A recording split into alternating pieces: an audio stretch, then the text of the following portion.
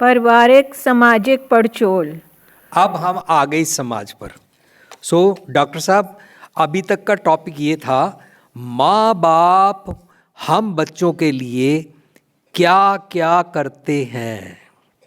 तो अब जो समाज बना है उन मम्मी पापा की सेक्रीफाइस के बाद, डॉक्टर साहब उस समाज का हम एनालिसिस करने लगे हैं जी। ਬਹੁਤ ਘੱਟ ਮਾਪੇ ਹੁੰਦੇ ਹਨ ਜੋ ਆਪਣੇ ਬੱਚਿਆਂ ਨੂੰ ਬੁਢਾਪੇ ਦਾ ਸਹਾਰਾ ਸਮਝ ਕੇ ਉਹਨਾਂ ਨਾਲ ਲਾਡ ਪਿਆਰ, ਉਹਨਾਂ ਦੀ ਹਿਫਾਜ਼ਤ, ਉਹਨਾਂ ਨੂੰ ਪੜ੍ਹਾਉਣ ਦੀ ਜ਼ਿੰਮੇਵਾਰੀ ਆਦਿ ਜਜ਼ਬਾਤਾਂ ਨੂੰ ਵਰਤਦੇ ਹਨ। ਬਹੁਤਾਤ ਵਿੱਚ ਤਾਂ ਮਾਪੇ ਪਿਆਰ ਸਦਕੇ ही ये सब कुछ करते हैं। अब हम समाज के अंदर आ रहे हैं और समाज में सोच रहे हैं कि उन्होंने इन रिटर्न की भावना से प्यार नहीं किया था। डॉक्टर साहब, ये भगवान की तरफ से दिया हुआ जज्बा है ना उनके अंदर, मोह प्यार। ये इसलिए नहीं है कि ये मेरा बुढ़ापे का सहारा बनेगा, लेकिन आज बच्चा कह रहा है तुमने तो अपने सुख के लिए, अपने लस्ट के लिए कुछ किया होगा, तो मैं पैदा हुआ, मेरे पे क्या एहसान किया है। तुमने तो मेरे को इसलिए पढ़ाया है, इसलिए खड़ा किया कि मैं तुम्हारा बुढ़ापे का सहारा बनूं, मेरे को काम पे नहीं जाना। ये समाज बन रहा है, इस समाज के हम शिकार हैं। हमारे में से डॉक्टर साहब ने पूछा है लेस देन 40 ईयर्स कौन है।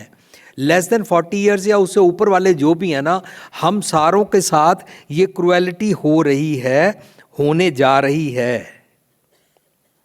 और जो लड़की ये सोचेगी ना कि बुजुर्गों के साथ ऐसे होता है, तो वो फिर ये सोचेगी कि बुजुर्गों के साथ ऐसे नहीं होना चाहिए। वो ये नहीं सोचेगी कि लड़की के माँ बाप के साथ नहीं होना चाहिए या लड़के के माँ बाप के साथ नहीं होना चाहिए।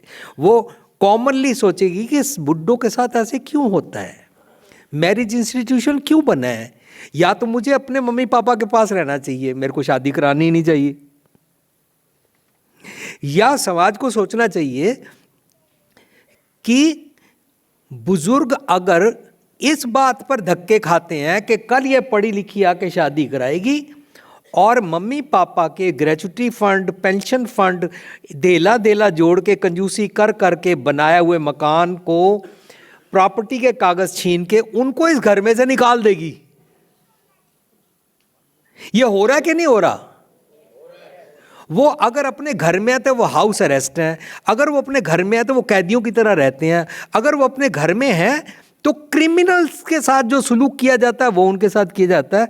जैसे उन्होंने बहुत बड़ी करतूत कर दी है कि इसको तेरे साथ शादी कर दी है।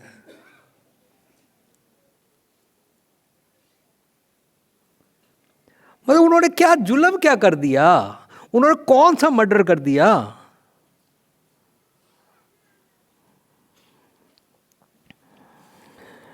तो कौन सा समाज बना उसकी बात चल रही है। हाँ जी। ਮਾਤਾ ਪਿਤਾ ਵੱਲੋਂ ਕੀਤੀ ਦਿਨ ਰਾਤ ਸੇਵਾ ਅਤੇ ਪਿਤਾ ਦੀ ਕਮਾਈਆਂ ਦੀ ਮਿਹਨਤ ਸਦਕਾ ਹੀ ਬੱਚਾ ਵੱਡਾ ਹੁੰਦਾ ਹੈ। उनकी मेहनत से तो तू बड़ा हुआ। ਫਿਰ ਕੀ ਕਾਰਨ ਹੋ ਸਕਦਾ ਹੈ ਕਿ ਬੱਚਾ ਮਾਪੇ ਦੇ ਬੇਅੰਤ ਪਿਆਰ ਭਰੇ ਜਜ਼ਬੇ ਨੂੰ ਠੁਕਰਾਉਣ ਦਾ ਹੀਆ ਕਰ ਲੈਂਦਾ ਹੈ। सारे रल के सोचें क्या हुआ, हम कहाँ गलत हुए।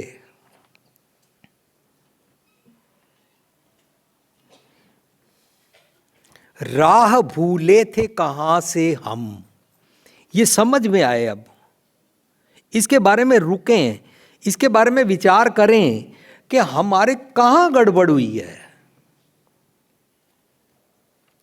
क्या कि ये तो नहीं गड़बड़ हो गई है कि जब लड़की वहाँ से शादी करके आए, इसका प्रॉपर्टी में हिस्सा है, हिस्से को सोचते हुए ये बुड्ढा बुड्ढी को घर से बाहर निकाले और प्रॉपर्टी छीन ले। कहीं ये तो नहीं कुछ लॉ गलत बन गया। अच्छा, ऐसे भी सोच सकते हैं, मैं डिक्टेट नहीं कर रहा, मैं सोच रहा हूँ ऐसे भी सोच सकते हैं लड़की को अपने मायके में अपने मम्मी पापा की प्रॉपर्टी मिलनी चाहिए, लेकिन कानून अगर ये बन जाए कि आगे जिस ससुराल में जाएगी उस प्रॉपर्टी में तेरा कोई हिस्सा नहीं है, तो शायद बुड्ढा बुड्ढी को बाहर ना निकाले। वो हो सकता है, पॉसिबल है। मैं कह नहीं रहा कि ऐसे कर दो, मैं कह रहा हूं ऐसे सोच के देखें। काश कोई सोचे कि कैसा बनाए कानून कि जो लड़की शादी करा के आए, या तो वो शादी कराए ही ना आए, उसको प्रॉपर्टी का शौक है तो अपने घर की, अपने माँ बाप की प्रॉपर्टी के साथ ऐश करे। लेकिन ये कहाँ से आ गया कि वो जब शादी करा के यहाँ पर आए तो वो इस घर की सास को, इस घर के ससुर को, इस घर की जो माँ बाप की पैदा की हुई बेटी है, उन सबको किक आउट करे क्योंकि प्रॉपर्टी मुझे चाहिए। अगर काश ऐसा कानून, फॉर एग्जाम्पल सिविलाइजेशन में, आज मान लें कि आज सिविलाइजेशन का वो दिन है जिस दिन बुद्धिजीवी बैठ के सोच रहे हैं कि अगर ये वाला कानून बन जाए तो शायद बुढ़ा बुढ़ी को, बुजुर्गों को शायद प्रॉपर्टी के नाम पर ना निकालें। सही है और नो? पॉसिबल है कि नहीं? डॉक्टर साहब मैं थोड़ा रैशनल सोच रहा हूँ, मेरे सोचने से क्या होता है? मैं तो रिक्वेस्ट ही कर रहा हूँ ना, सोच के देखते हैं, सोचने में क्या हर्ज है जी।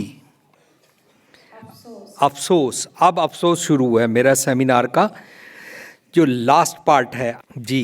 ਮਾਪਿਆਂ ਨਾਨਕੇ ਦਾਦਕਿਆਂ ਦੇ ਪਿਆਰ ਸਾਹਮਣੇ ਬੱਚਾ ਖੁਦਗਰਜ਼ ਕਿਵੇਂ ਹੋ ਜਾਂਦਾ। अब सोचना पड़ेगा कि ये जो नौजवान है ये कैसे सेल्फिश हो गया कि ये उनको छोड़ के जा सकता है, ये उनको ठुकरा सकता है, ये सो कॉल्ड लव मैरिज के नाम पर मम्मी पापा की 25 साल की, 30 साल की मेहनत को जीरो कर सकता है। क्या हो गया? मेरी आंख उस लड़की के साथ लड़ गई है, मैं उसके बिना रह ही नहीं सकता,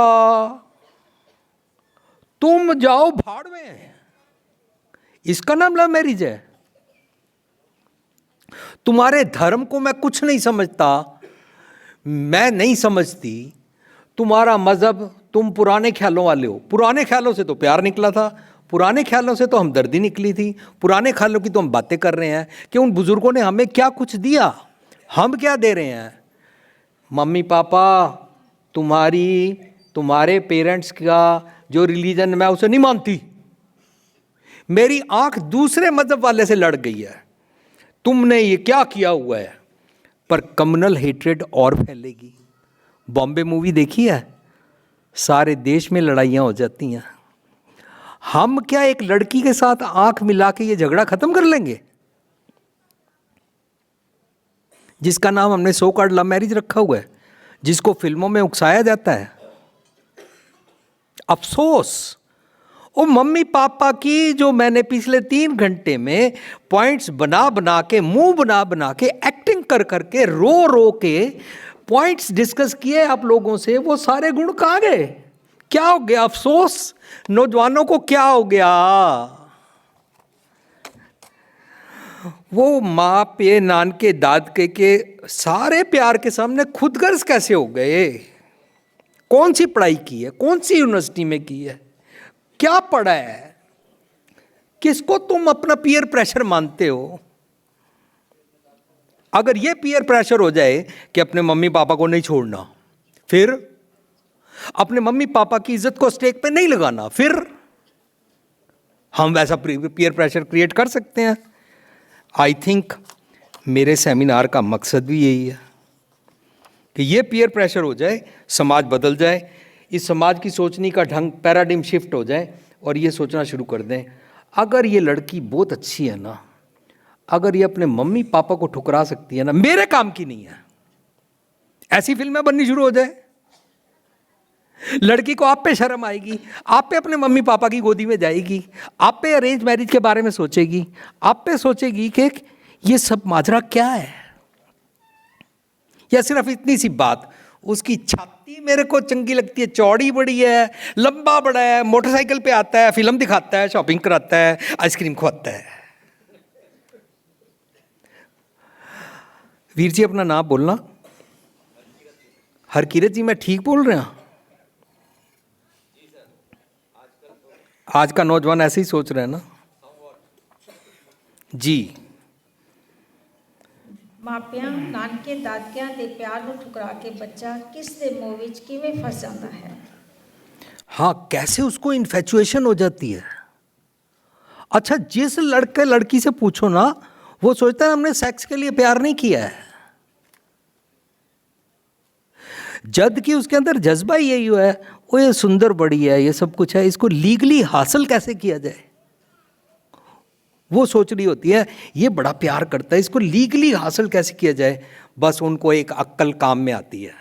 मम्मी पापा को दुश्मन समझो, मम्मी पापा को बिना बताए घर से भाग चलो, मम्मी पापा को ठुकरा के कोर्ट मैरिज करा लो। अच्छा जी, 25 साल की मेहनत, 24 घंटे पल पल ਤੁਹਾਡੇ ਵਾਸਤੇ ਸੈਕਰੀਫਾਈਸ ਕੀਤੀ, ਤੁਹਾਨੂੰ ਖੜਾ ਕੀਤਾ, ਤੁਹਾਨੂੰ ਵੱਡਾ ਕੀਤਾ, ਤੁਹਾਨੂੰ ਲਵ ਮੈਰਿਜ ਦਾ ਕੀਟਾਣੂ ਕਿੱਥੋਂ ਵੜ ਗਿਆ, ਅਫਸੋਸ। ਨੈਕਸਟ। ਮਾਪਿਆਂ ਨਾਨਕੇ ਦਾਦਕਿਆਂ ਦੇ ਪਿਆਰ ਸਾਹਮਣੇ ਬੱਚੇ ਵਿੱਚ ਬਦਲੇ ਦੀ ਭਾਵਨਾ ਕਿਵੇਂ ਆ ਜਾਂਦੀ लो जी, अभी हमने पढ़ा था रामैया बारक तेरा काहे ना खंडस अवगुण मेरा, वो शब्द इसी तरफ से पढ़ा था कि मम्मी पापा सुत अपराध करता जेते जननी चीतना राखस देते, वो बच्चे के अवगुण माफ़ कर देते हैं। अगर बच्चा एग्रेसिव भी हो जाए फिर भी उसको गले लगा के माफ़ कर देते हैं। बच्चा क्यों बदला लेना चाहता है? पढ़ लिख गया बदले की भावना के लिए, रिवेंज के लिए, मम्मी पापा को कटघरे में खड़ा करने के लिए, उनको भूखा मारने के लिए, उनको सताने के लिए। जी। ਮਾਪਿਆਂ ਨਾਨਕੇ ਦਾਦਕਿਆਂ ਦੇ ਪਿਆਰ ਸਾਹਮਣੇ ਬੱਚੇ ਨੂੰ ਆਪਣੀ ਆਜ਼ਾਦੀ ਦਾ ਖਿਆਲ ਕਿਵੇਂ ਆ ਜਾਂਦਾ हर बच्चा बोलता है मेरे को आज़ादी चाहिए, आई वॉन्ट फ्रीडम। अच्छा, मम्मी पापा अगर फ्रीडम मांगते, तुमको पहले दिन घर से बाहर फेंक देते, अपनी फ्रीडम एंजॉय करते, but they have given their everything to you and you want पता नहीं कौन सी फ्रीडम। मैं नौजवानों को बोलता हूँ, तुम अगर फ्रीडम मांगते हो ना, तो ये फ्रीडम वो देश वाली फ्रीडम नहीं है, आत्मक फ्रीडम की बात चल रही है। तो आज अगर गणतंत्र दिवस है ना, तो आज अपना संविधान बनाना पड़ेगा कि हम ये सोचें कि मेरे को ना फ्रीडम चाहिए मेरे ईवल थॉट से, मेरे गलत विकारी ख्यालों से। ये जो पीयर प्रेशर के कारण मैं गलतियां करता हूँ, एग्रेसिव रहता हूँ और अश्लील कपड़े पहनता हूँ और शराब मैं सब जगह पीनी शुरू कर दी है मैंने, डांस मैं करता हूँ और मैं सारे गलत कामों के कारण एक डिस्टर्ब सा पपेट बन गया हूँ। इसके बारे में संविधान बनाएं, इसके बारे में आज का अपना आज़ादी लेके गणतंत्र दिवस मनाएं कि मैं कौन से समाज में, कैसे समाज में कैसा जीना चाहता हूँ। जी। ਮਾਪਿਆਂ ਨਾਨਕੇ ਦਾਦਕਿਆਂ ਦੇ ਪਿਆਰ ਸਾਹਮਣੇ ਬੱਚੇ ਉੱਤੇ ਜਵਾਨੀ ਦਾ ਅੰਧਾਪਨ ਕਿਵੇਂ ਹਾਵੀ ਹੋ ਜਾਂਦਾ ਹੈ? हाँ जी, ਮਾਪਿਆਂ उसको यूथ का घमंड चढ़ जाता है। ਮਾਪਿਆਂ ਨਾਨਕੇ ਦਾਦਕਿਆਂ ਦੇ ਪਿਆਰ ਸਾਹਮਣੇ ਬੱਚੇ ਦੀ ਕਾਮੀ ਬਿਰਤੀ ਕਿਵੇਂ ਪਾਰੂ ਹੋ ਜਾਂਦੀ ਹੈ? एक पॉइंट सामने आया कि बायोलॉजिकल चेंज उसमें आती है और उसमें ये अंधापन आ जाता है। इसको गुरबानी में बोलते हैं मुंद जोबन बाली। मुंद जोबन बाली टर्म है एक टीनेज की, कि टीनेज के अंदर फिजिकली तो उसके अंदर सेक्सुअल भावना और सेक्सुअल पार्ट्स उसके उत्तेजित हो जाते हैं, लेकिन उसको अक्ल नहीं आती है कि मेरे माँ बाप ठीक हैं या गलत हैं। बुरी मत आ जाती है कि गलत है, ये घमंड आ जाता है मैं सबसे सुंदर हूँ, ये घमंड आ जाता है मेरे को अक्ल ज़्यादा है, समाज गलत है, धर्म गलत है, मेरे माता पिता गलत हैं, बुज़ुर्ग गलत हैं, हमारे ऊपर आँख रखते हैं, ये और वो, पर अंदर से उसको सेक्सुअल वृत्ति सताती है। सेक्सुअल वृत्ति का नाम है, मैं रख रहा हूँ, अगर फायर प्रूफ जैकेट इसके ऊपर पहन ली जाए, अगर बच्चों को स्कूल में हम पढ़ाना शुरू कर दें और जो कुदरत की तरफ से उसके अंदर बायोलॉजिकल चेंजेस आई हैं, उससे पहले उसको विजडम दे दें कि माँ बाप क्या होते हैं, मैरिज क्या होती है, स्पाउस के साथ कैसे रहते हैं, बुज़ुर्गों का ध्यान कैसे रखते हैं, कैसे अश्लील कपड़ों से बच के रहते हैं, कैसे अपने अंदर सेक्सुअल वृत्तियाँ तंग करें तो अपने आप को बचा के रखते हैं।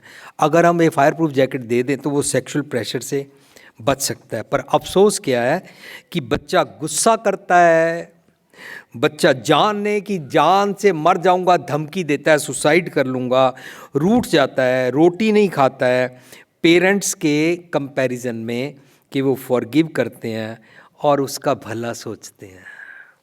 बच्चा माँ बाप का भला नहीं सोचता।